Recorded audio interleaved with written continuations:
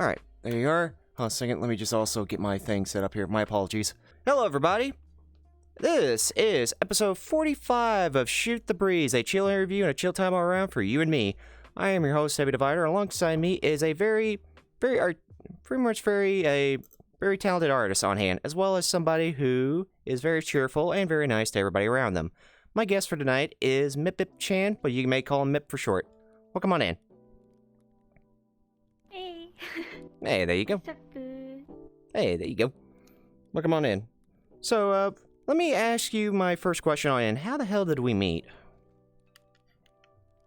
Well, that's a very interesting question. Well, you see, we both are part of the Sakura Plus team. So, I heard you did interviews, so I was really interested. No, it's okay. It's all good on hand, because I did make a promise on hand that I would try to interview almost everybody from Sakura Plus. Just so everybody can have a chance to get an interview on hand here, so. And that's the main thing I wanted to work towards, and just be able to help everybody else out here and there. So. But yeah, be all good on hand. I love streamers that do interviews. I used to do a lot of podcasts, and I loved interaction with other streamers, getting to know them. And I think interview is more or less in that same area. It's just a bit more personal, but in the end of the day, it's just more of a hangout and getting to know each other. Yeah, definitely. Definitely on hand here. And pretty much just kind of like let everybody else know who exactly I'm just interacting with here for the most part. And just for them to get a chance. So, let me ask about your VRChat Oranges. Now, how exactly did you discover this game for yourself? Even if you haven't played too much of it. I knew about VRChat when it started becoming big. So like when the Knuckles memes was still very the biggest meme out there. And I would watch a lot of videos. And back then, and I didn't play a lot of PC games. I mostly played on console. But since VRChat was free, I was like, you know what, I'll try it out. Even though I don't have a microphone, I don't have VR headset, I don't have anything. I just want to see what kind of people hang out in there. So that's mostly how I joined in. You know, like the people that just walk around and never talk. I was basically those kind of people. Oh, so pretty much a mute. Yeah, basically. I got you. But yeah, I played VRChat a lot for a little. I really like the interactions people had was very random and funny most of the times. I think my computer could not handle most worlds, especially if they were very full, so normally I was in the rooms with very little people in there. No, I understand.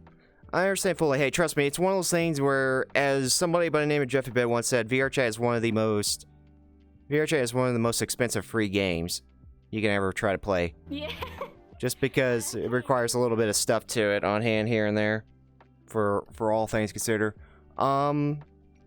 I will ask, what are your hobbies on hand besides, say VRChat in general? Because I didn't know on hand you did art.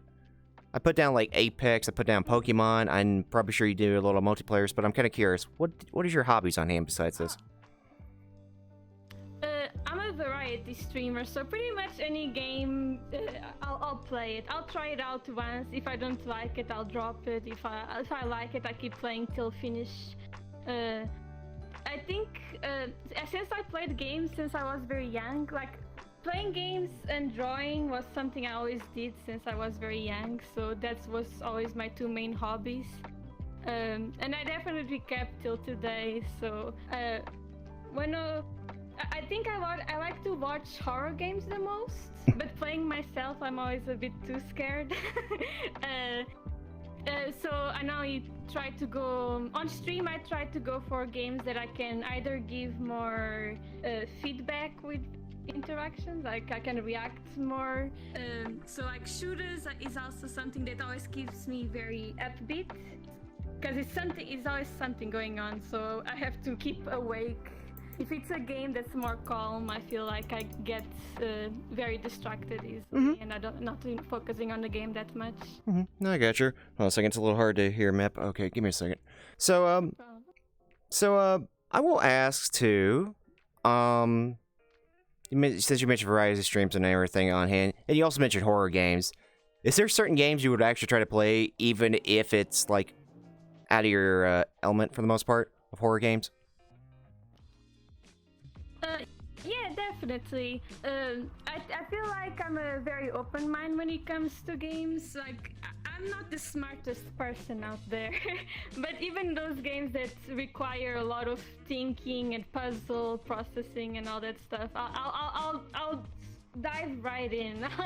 Like, even if I get stuck in the same area for hours and hours, I'm like, okay, if other people can do it, I can do it too. Come on, we have to get through this.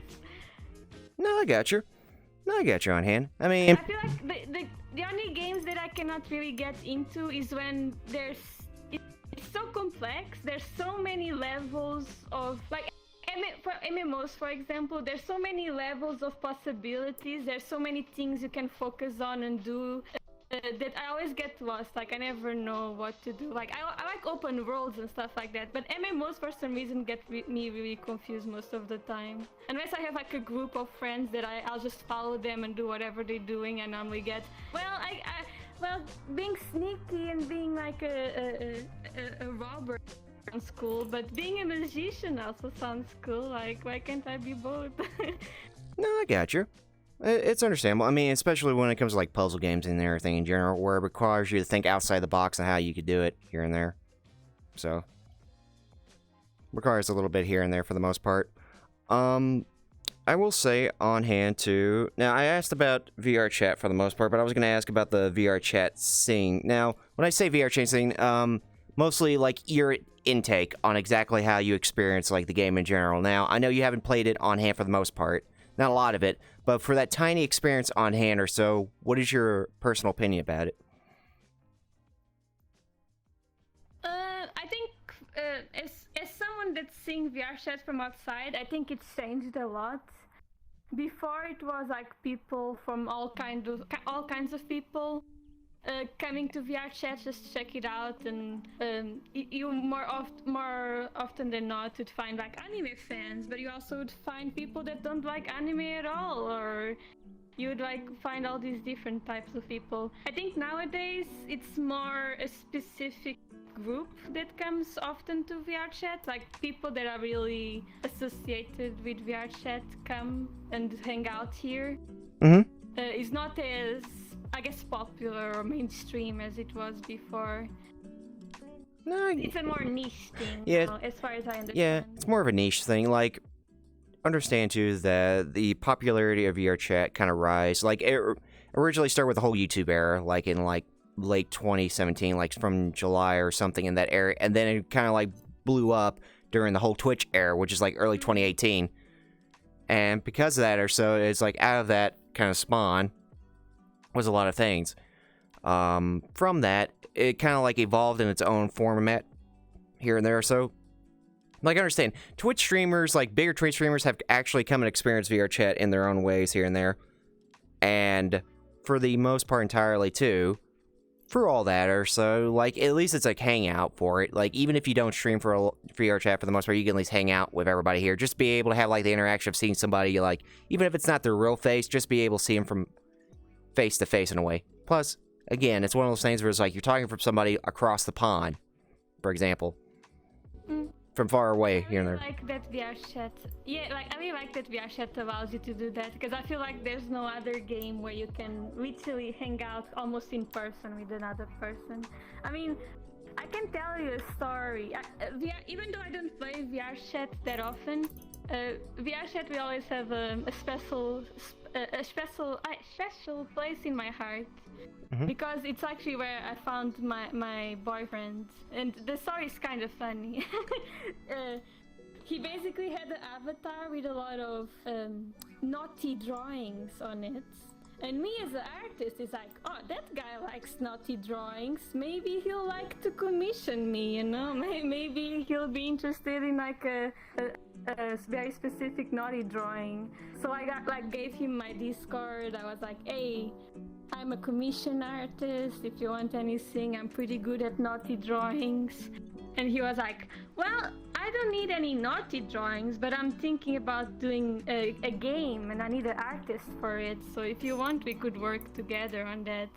And that's more or less how it started. No, there you go. And every time we'd hang out would also be in VRChat. Oh, I got you. That's understandable, too. I mean, especially considering the fact that, you know, for the whole thing and everything in general, like, you're able to get a chance to... Again, it's one of those things where, in the end or so, this game is able to bring people together no matter what it is or so here and there. Just to be able to talk with one another, as well as just be able to, like personality connect on hand. Because that's the thing I've noticed, too, where this game in general can... Like, even if you don't know what that person looks like on the other side or so, you're able to connect to them personality, and I think that's more important than anything else, because that way, appearance does not matter. It does not matter because you know the person in general. But hey, I'm glad it's able to help you out, just to be able to connect emotionally with everybody here. So, let me ask about the VTuber scene for the most part. Now, I'm pretty sure you've been around, you've pretty much been around that scene of VTubing in general, where you're able to, like, experience a lot of things here and there, and just be able to, like, see a lot of things from different people's perspectives, or just be able to take a lot of interesting things in. The question I want to ask is, for your experience as a VTuber on hand, what do you mostly think of it? Or what do you think of it as of right now? Oh my god, VTubing. It's been so many things in my life since I started. Like, I've been a VTuber for almost 2 years now. And back then, there was almost no VTuber as far as I was aware of. The main VTuber I had knowledge of was Kizunai, which was a few years back. Like the biggest VTuber out there was kind of not. She was not the pioneer, but for the most majority of people, that's the main icon of VTubing that people would recognize.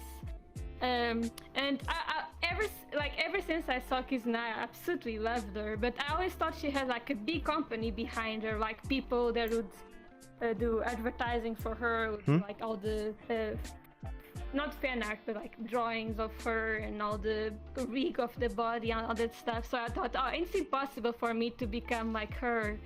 It's probably like a Japanese company that's working just for her. And that's kind of what Hololive also became, literally a company that's made possible for other people to become VTubers. But then I remember seeing like possibilities of I started living with my boyfriend and we got a good computer. Before that I had like a shitty laptop that could barely play any games or anything. I didn't have a microphone, so I just never talked online to anyone in the microphone. And when I started living with him, he was like, hey, you stay home all day, you draw all day, you play games all day, why don't you stream it? And then it's kind of like your hobby becomes your job, kind of. And I'm like, oh, I never thought about becoming a streamer, but I always loved that world of like YouTube and streaming. So I became a non-camera streamer where I just played games. Okay, true. And then I saw someone using FaceRig. And I was like, hey, FaceRig is a good option, because then I can be a dog or whatever, and it lets me show my face reactions without actually showing my face. And then in FaceRig there was anime characters, and I was like, hey, maybe this is how Kizuna Ai also does it. She just has like an anime character in these kind of programs, and it basically works for her.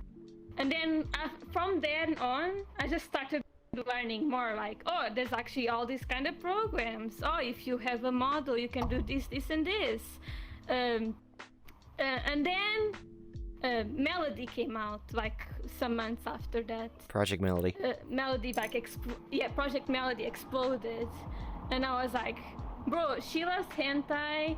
She likes games. She's basically everything that I would ever want to be too, right?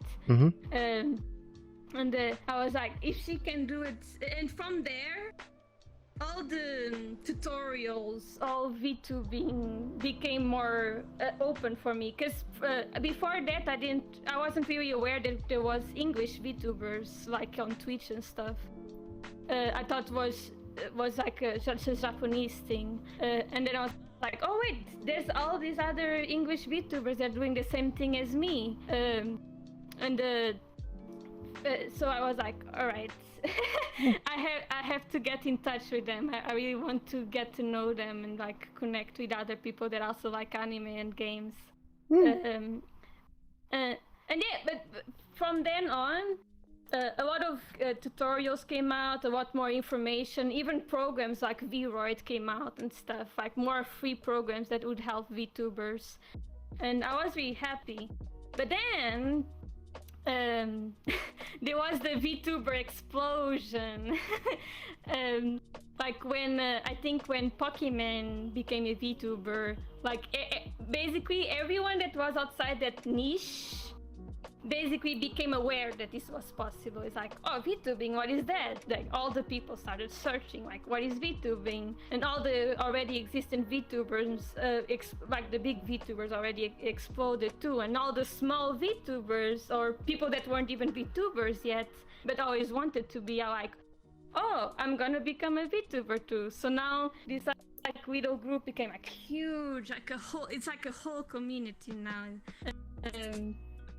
And I think when, like, that was a big explosion, and I was not, like, when that happened, I was completely, I didn't expect it at all, because already then I was already doing VTubing for like more than a year, and nothing ever happened that big. I never expected, like, we'll just explode out of nowhere.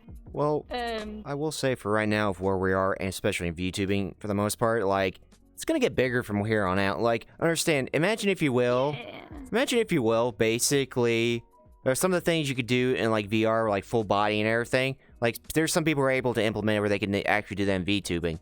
Like, people are able to get up out of their chair and just walk away. Or, like, what is it, Code Miko? They're able to do something beyond that. And it isn't, I mean, oh my god. Like, it's hard, because, like, I always wanted to have, like, a full body rig, an interactive stream. I always had, like, all these ideas, but I don't have enough money or knowledge how to do them alone. And then Code Miko came out, and she basically did everything that I wanted to do, but I didn't know how. And I was like, okay, now I know it's possible. I know all that I want to do, it's possible. It's just, because I see Code Miko doing it. So now it's just getting the stuff together to actually make it work. Also, another thing I wanted to mention, when the Hololive, so Hololive was mostly Japanese. Yes.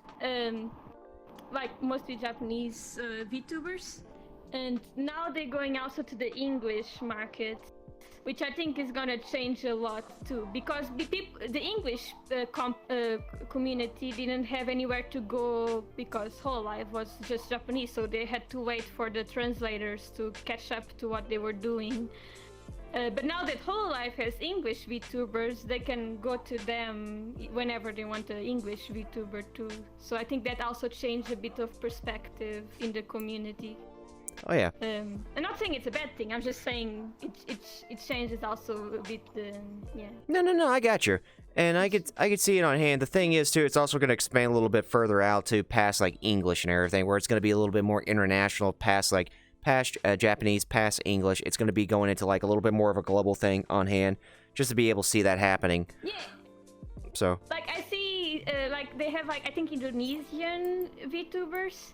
And I think once they do with most Asian countries, they maybe go like to looking for European countries or looking for American countries, just to have like a little group of VTubers in every country. But at the same time, for example, the English VTubers right now, they also from different countries, but they just consider English. They not consider like the German VTuber or whatever. So I think they're just gonna like group the VTubing in that specific area.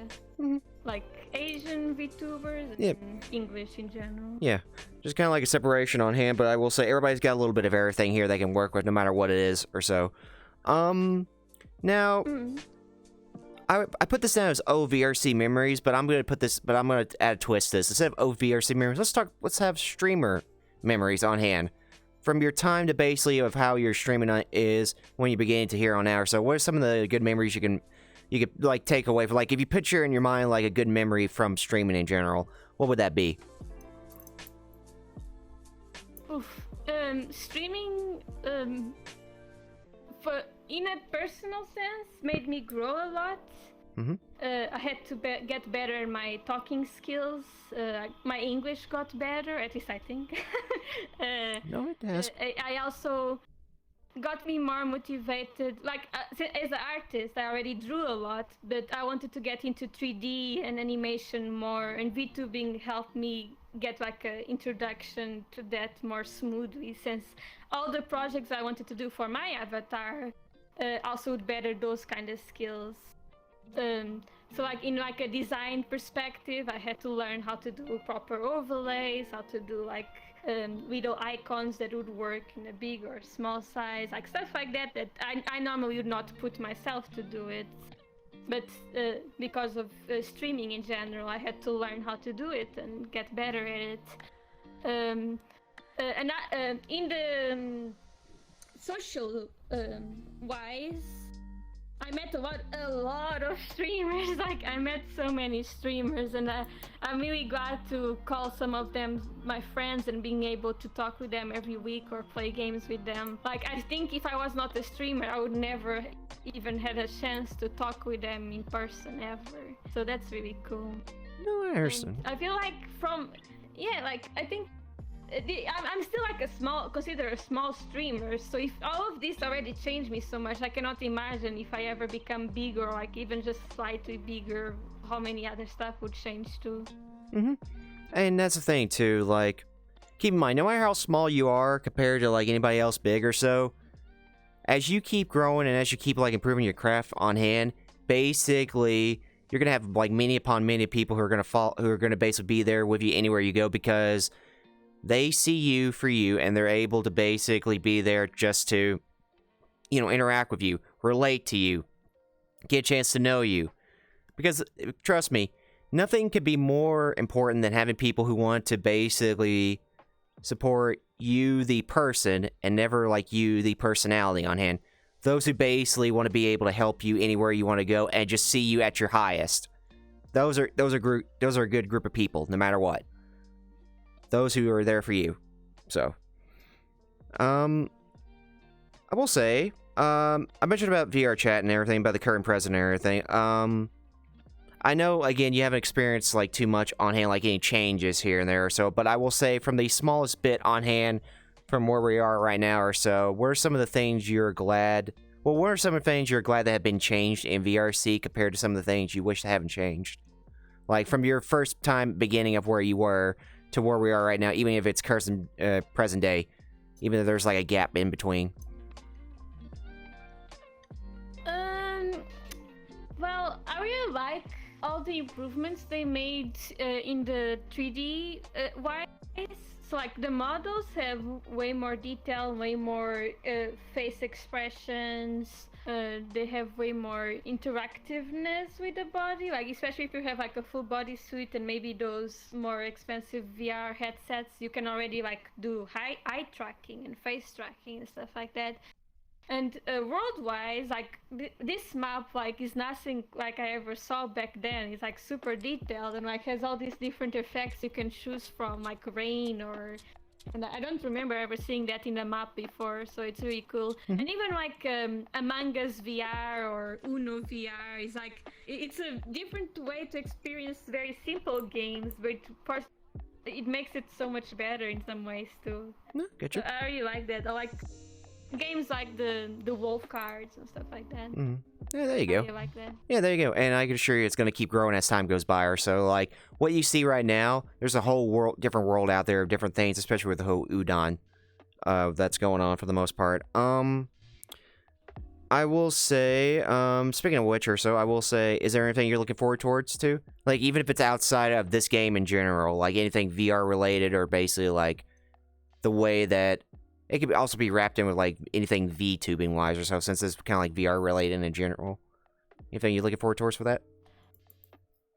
I would say with Code Miko, and I think in the future, more than anime VTubers, there will be a lot of semi-realistic VTubers, kind of like Code Miko. It's like a real face body-ish, but since it's interactive with the viewers, it's not exactly as the same as just having like a camera on. But it still has that kind of connection that a human being has when they see a real face. It's like, oh, I see the expressions, I can kind of connect with them even though they're not really looking at the real face. And I think that's a different way of seeing VTubing, because I always saw VTubing as like an anime more thing, like animals, anime, like more cartoony characters, but seeing it with real characters is also cool. And I think, for example, in movies they use a lot of CGI, and I think since now a lot of people are buying like bodysuits and like face captures and stuff like that, I think companies will invest in that kind of stuff more now that VTubing is becoming bigger, so they're gonna like make it easier to access for a bigger person. It's still gonna be expensive, but not as expensive as before. And I think, for example, I always wanted to have that that special stuff. Even if I don't use it just for VTubing, I can always use it for animation. It's basically like a CGI movie, and I find that really cool. Like, I would... Like, I don't know if you saw... yeah, sorry. No, go ahead, sorry. I don't know if you saw the Resident Evil behind the scenes, but I found it really funny where she has, like, the hats with sensors, and she has like, items with sensors, and I kind of wanted to try to do that too, where it's like, oh, I'm gonna drink water, I have like sensors on my water bottle. Just be able to lift it up. Just show it in real life. You just lift it up and just like liquids and everything in general. So, good God. Oh, I saw like a dog bodysuit, and I was like, oh, let's put a bodysuit on my cat, and then people can see my cat walking in front of the camera. Oh, yeah. Like, that would be the way. Kind of cool. That'll be the future way of technology on hand. The thing is, like, I've noticed there's a trend where basically, what will happen is that what will happen is basically it's gonna get expensive as time goes by. Like, I can just sense it where, some of the things you see on hand right now, which are expensive now, like, as time goes by, it's gonna keep getting expensive, but it's gonna also lower the price down once it's a value of it kind of like dissipates on hand, which I feel like because of that means it's just going to be a competition on who's going to get the best equipment for it. And it sucks because there's going to be people out there who may not have all the funding in the world just to do this here and there. So. Yeah, but that's something I learned also. As someone that always wanted like the best equipment, the most professional setup ever, so ever since I started being a streamer, I learned that I could have all this fancy stuff going on. I could have like the best streaming setup ever, and that might bring viewers, and they follow because, oh, cool, interesting, all this stuff going on. But they will not stay unless your personality itself is interesting. And like you see like VSojo, where most of them don't have full body tracking suits, and they still have like millions of people watching them because they love them. They love the personalities they have. They love the comedy and how they interact with the viewers. So it's not. I feel like streaming in the end of the day is not really about the setup. As long as you have like a decent microphone, so it's not distracting to hear like noise, background noise and stuff like that. As long as you have a decent setup, in the end of the day, it's about yourself, like the streamer. Definitely on hand, just to be able to see it. Yes, go ahead. Yeah, like you were saying, where there's gonna be a lot of people fighting for the best bodysuit or whatever, but it will not change the streaming in the end of the day. It's just better tracking. Yeah, just better tracking on hand, which, again, I expect people just to have it when they get a chance. Just a matter of what it is.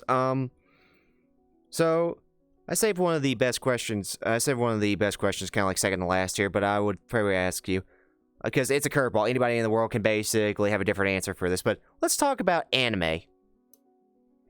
Let's talk about anime here. So, I got a 3-part question for you. First thing, when I say anime, what's the first series that comes to your mind?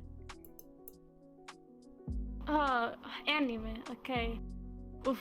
I mean, when you say anime, the first thing that comes to mind is just Japan in general. Like, I see like those streets full of ads with the anime faces and like the generic anime face with big eyes and stuff like that. I don't think I have like a specific anime that my mind goes to. Mine goes to? Okay. I will say... As an artist, as an artist, I feel like I see so many styles of anime that it just blends in all together when I say. So I don't think of like, oh, that one character I really love or that one series I really love. You just see the art style in general. Okay, I got you. So it's kind of like based on, well, it's kind of like based on if you ever sat down and just like watch any of the anime series on hand, depending on what it is. So I will say, depending on if you watch any anime in general, I was gonna say. The second question I have is, if you had a top 3 or top 5, kind of like any anime series you would ever watch or just enjoy personally for yourself, what would it be? Okay, I have a lot of guilty pleasures in anime. Mm-hmm. I feel like interspecies reviewers really gets my comedy. As someone that really loves hentai, and I think I see more hentai than anime itself, but. That anime was really like, if I did an anime myself, would probably be something like interspecies reviewers. Mm-hmm. Just like borderline hentai ecchi anime. No, I got you. I really like very philosophical anime, but like Evangelion, like, you know, the classics. Like, I really like that kind of anime, but I feel like it's something you see it once or twice and it just sticks with you your whole life. It's not something you like come back to every year or you watch every once in a while. It's just something you always have it kind of in your heart. It sounds kind of cliche, but it is like sometimes when I'm feeling really sad, I just see like these scenes from Evangelion and like the poses and stuff. It really no, I got you. speaks to me. No, I understand. Yeah. I was gonna ask. If you ask me as a kid, I'll probably say One Piece. I was obsessed with One Piece when I was a kid. No, that's understandable. It still amazes me that series still going. Bro, I'm telling you, I'm gonna die and One Piece will still be going on and I will never know the ending. I mean, honestly, if that happens on him, it'll be like, you know, how the hell is the creator able to keep doing this? Like, he already passed on, jeez. Just be able to pull something like that on hand. So. You know what I read? I read a long time ago that Oda actually already wrote down the ending in case something happens to him. They will not come up with the ending from him. They have like written down what's gonna happen in the end of One Piece by him. Oh, okay. Even if he's not alive, even if he dies by accident or he cannot write the ending for some reason, there's already a set down ending for it. Okay. I found that really interesting. Alright, it'll be interesting to see, because I feel like by the time basically One Piece ends, everybody's going to be like 50 years old or something. Like, it's going to be 20 years before it ends on hand. I could just picture it on hand. Yeah, I feel like it's kind of like Pokemon, where we'll have kids and it's like, I know all the Pokemon, I know all the One Piece characters, don't even at me, kid. I could just see it. My last question to that question is basically, what is the anime that hits you close to home? Like, when you watch it, you basically relate to it and you just feel it, like, right here. You just feel it for the most part.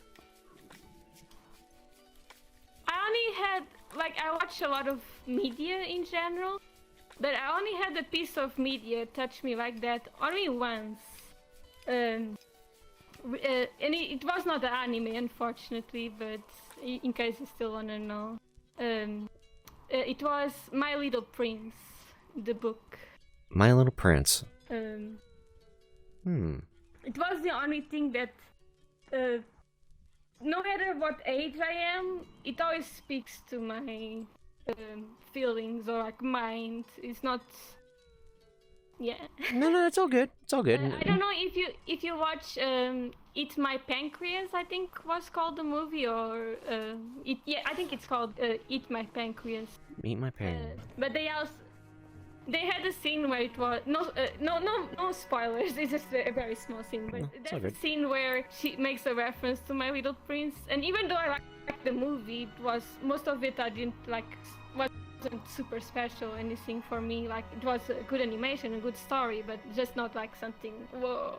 But I just remember that scene. Is like, when I saw it, I was like, bro, I might cry when stuff happens, but that scene made me cry. I got you on hand. And like I said, there's certain stuff out there I haven't got a chance to sit down just because it's a matter of like when you got to find a good day to be able to set everything down, just kind of like review it or just be able to watch it on hand. So that's the thing. Once you do find it on hand, then you can be able to catch up for it. But yeah, those two I have not actually seen, but I might try to find time to be able to sit down and watch it. This leads me to my last question on hand that I've got for you. As you can see, I have this camera right here, and I was going to basically back up and give you center stage to look at the camera. And what I was going to ask you is if you want to move up a little bit here, so that way you could be in the center. Here, I got you. Oh, whoa, that was really close, jeez. But right here, and then basically, you're good. And then just, actually, I was going to move up a little bit more here. And just kind of like center up a little bit, right here. You know, you're good, you're almost there. Sorry, I'm just trying to get you angled here, because that way you could do this. There you go, on hand, and here. I will do this. Just to try to maneuver it for you. Sorry for my horrible model. No. This was the default. No. Hey, here's the thing. It's one of those things where basically it's the personality that counts. It doesn't matter what model it is. It's the personality that counts. But pretty much on hand, as I'm just trying to get this centered for you, because that way you can see it. There we go. That's perfect. Basically, the question I have for you is this: what are your goals and dreams? And at best, what is the best advice you can ever give to anybody? I'm gonna back up. I'm gonna let you have center stage just to speak your mind. You want me to stay here 1 hour saying all my dreams? All right. Well, I guess as a VTuber, my dreams is to one day have either a manga or anime where I can explain the story behind my VTuber better. I'm right now working on my anime ending and opening. Like, I'm animating. I already have the song. I just have to animate it. I'm gonna try to animate it once my class has ended. So I'm really looking forward to looking how it will look. I'm also working on a lot of updates on my stream right now, and if all of them work out properly as I wish them to do, it's definitely gonna be one of my dreams achieved. 2 years of looking forward to that. As of now, as a career, I really want to become better at animating, since I'm already confident in my art skills, and even though I have a lot to improve still, I feel like I want to bring life to my art. You know, I want to make them able to move and actually feel like they're real people, like they move realistically and emotionally, and they have all these memories and stories behind them. And I really want to bring life to my drawings. I'm also working on a game, and I have a lot of ideas for games. So I definitely want to have I want to at least do 3 games in the future once I have more time. One of them is almost done. I already have the story and the character designs for another one, but I just have to wait till my university ends, because right now it's too much going on. One thing, I'm taking the major in animation right now, my master degree, and one thing that I learned from it when I went to talk with someone already working on the industry as an animator, they told me this: there's a lot of people that gonna make it in life when they're young, Like there's a lot of people that will be way younger than you and will be already like super famous or super. They already will have exactly what you want to do. Like for example, being an animator. Like oh yeah, there's all these very young people already going to the industry. But as long as you never give up on your dreams, you keep working at them, you keep bettering yourself. Eventually, it will happen. He said that he had to wait till he was 50 years old, so like 50, to be able to do his first full movie animation of his own. And that's speak to me as someone that been a VTuber for 2 years and seeing all these very small VTubers becoming way bigger than me in very little time compared to me. I can understand that also like that perspective of like yeah, there'll be people that will make it way before you, but that doesn't mean you should give up, Finton. Mm-hmm.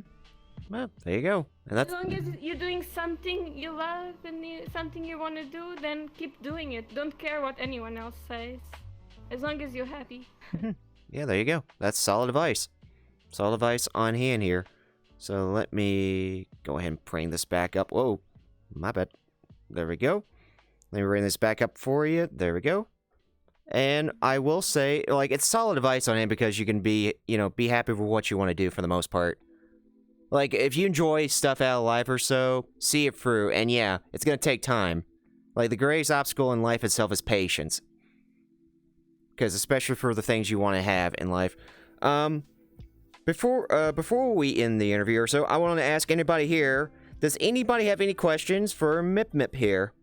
Any questions at all you would like to ask them on hand that you guys would like to, let them know for the most part? I do have a question already set up on hand. I will say, how hard was it to learn a different language on hand just to be able to communicate with different people here and there?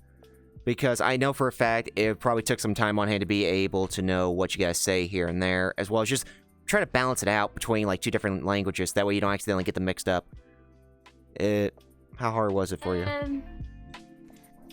As someone that's dyslexic, I only knew my own language for most of my life. I only started learning English properly, even though we have English classes since we are, I think, 6 years old here. I only started actually learning it. Like, I failed every class of English till a certain age. Like, I started learning it properly at like around 16 years old or something like that. So I learned it alone for the most part, like watching YouTube, watching manga and anime and stuff like that. And yeah, I had to learn English mostly alone. I also speak a bit of Spanish, and I'm trying to learn Japanese. But again, as a dyslexic person, even if I learn all these different languages, I will never be perfect at them. Like, my spelling will be horrible, my talking skills will always be mediocre at best, so... No, I get you.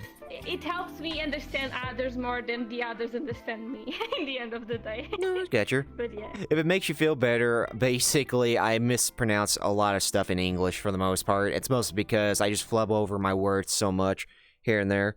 I was gonna say...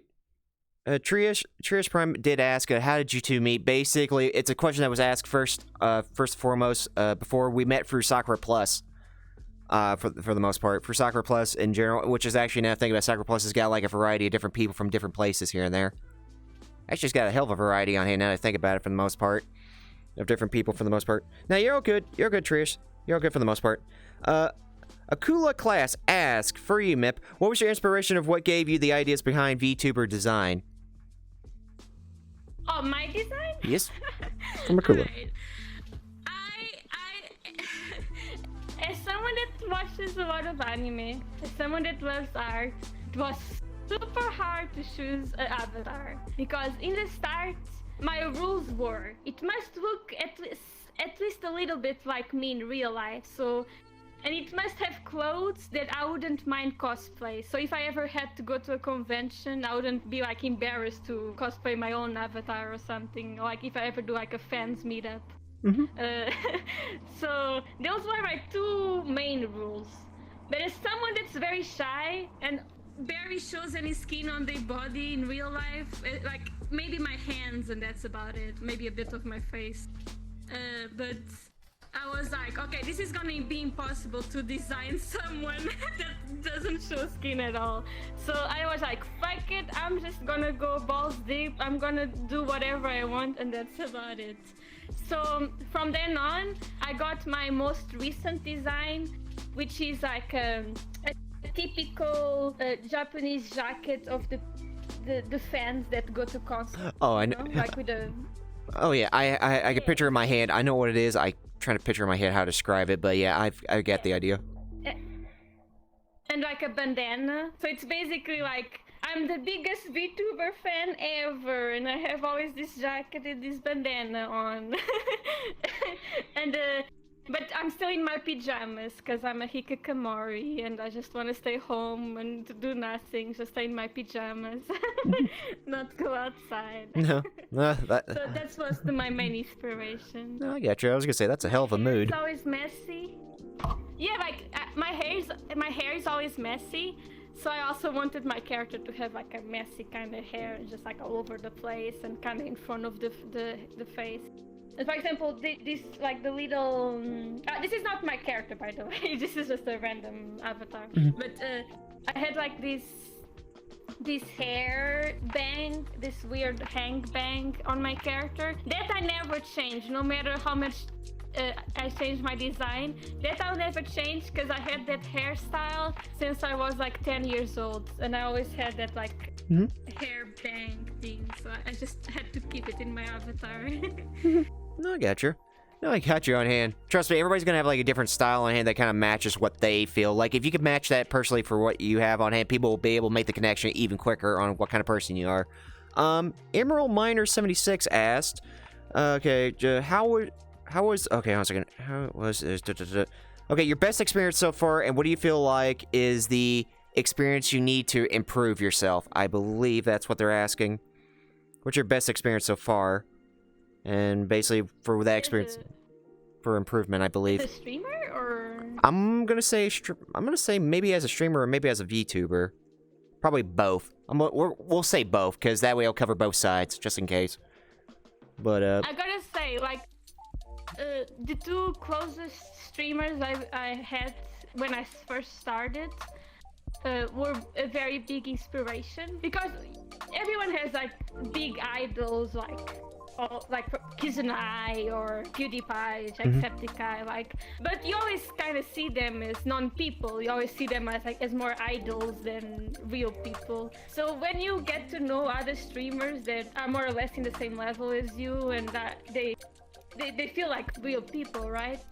And seeing them doing all these things, not just in streaming, but in life in general so well, really inspired me. I'm not someone that's very like clean and very like I like to learn, but I will not like go out of my way to learn every single little thing about a specific thing. And those two streamers, if they really liked a game or really liked a design, they would go full in. They would just learn everything about that game. Like, oh, I just started Apex. Oh, I'm gonna learn every single little thing about Apex and become the best Apex player ever. Oh, I like Genshin Impact. I'm gonna know everything about it, all the little details, and get better at it until I'm like super good at it. And I never saw, like, I always see games as more enjoyable thing. I never saw it as like a so deep. But now that I'm also making games, I'm really liking also learning all those little details and getting to know more, not just the surface of the game, but like all this process thinking behind it. Just to be able to piece it together and just work it. For like anime and stuff, just to be able to try to implement it into a further thing you would want to have as time goes by, depending on what that creation is you wanted to achieve and just, you know, flesh out. So... But for example, one of the streamers, she really was into, for example, Genshin, and she wanted to become an esports tournament speaker, And she really was like in all the communities for it. She like even did a tournament herself alone just to be able to get that experience. And when Genshin came out, she just super into Genshin, and now she's working for Genshin. She's like one of the official workers that's working for Genshin, and that really inspired me. I was like, oh fuck, she worked so hard at it that she actually like got what she wanted to do. So that's really cool. Well, there you go. There you go. You know, just kind of keep your nose to the grindstone. Bam, you'll get there. Keep at it no matter what. Mr. Waffle Kid here has asked, what is your inspiration for you to become an artist? Pretty much what inspired you to become it? So as I said, I'm dyslexic, and I knew I was dyslexic. Like my parents, as soon as I started writing anything, already could tell I was dyslexic because I would write my name mirrored and upside down. So it's like the most wrong way possible. And they're like, okay, something is not right here. So from a very young age, I understood, okay, reading is not gonna be for me. I'm not gonna be good in any kind of area in that area. And I always drew since I was a baby, but I only knew I wanted to be an artist when I was in like 3rd grade, because people started complimenting my art a lot, and my colleagues would like be like, oh, can you draw me this? Can you like do this for my aunt or for my mother or something? And I was like, oh cool, people like my art. So I would like do art for them. And since then, I was like, okay, I'm gonna become an artist. Like that's what I'm good at. That's what I like to do. And I just focus on that since 3rd grade till now. Like it's like, oh, you know, when you go to 10th grade and he's like, okay, what do you want to do? You want to go for sciences? You want to go for art? He's like, bro, I've been wanting to go for art since 5th grade. Please let me in. I just wanted to skip all these years just so I can finally focus just in art. Gosh darn it. No, I got you. There you go. And like I said, as long as you have the determination to see it through, and basically depending on, you know, what you love to do and what makes you happy, hey, yeah, I was going to say, you're going to see it through no matter what, as long as you have that determination to keep it going, no matter what it is on hand here. So, I don't see any extra questions on hand here for anybody else who has anything else to talk about. So, I will say, I'm just kind of double checking, making sure on hand here, because you never know, there could be someone who was sneaking in a question here and there that can happen. Yeah, I don't think I see any extra questions on hand you guys would want to ask for right now. But, I will say for the most part, that will be episode 45 of Shoot the Breeze.